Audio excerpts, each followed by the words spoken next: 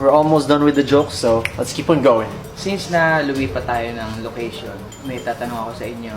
If magkataon na 1 year tayo hindi magkita, kilala niyo pa rin ba ako?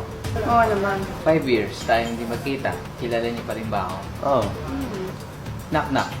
almost there. Tignan niyo. Ngayon pa magkasama tayo, bakit? Ilan kayong tunay na magkakapatid? 4 po, tapos 3 po yung anak sa labas. Ayun, pinapasok ko na po kasi yung mahamog. Oo. Mahirap eh. At saka importante, kapatid pa rin yon. Kung hindi mo kakilala si Alex, tapos bigla kayong nag-meet sa isang lugar, anong maging reaction mo? Siyempre po, titingnan ko yung laman pa rin ng loob ng bag ko, kung kumpleto pa rin. Ikaw yung mukhang snatcher sa ating dalawa. Inaamin ko, may insura din ako mukhang manggagansyo. Ano yung best advice na nabigay sa'yo dito sa industriya na hindi mo makakalimutan? Huwag mo lang pakisamahan yung pinakamataas na tao. Pakisamahan mo rin yung pinakamaliit na tao. Kaya, nung time na yun, hindi lang si Benji Paras, pati si Dagul talaga, inano ko. Kailan ka nagiging seryoso?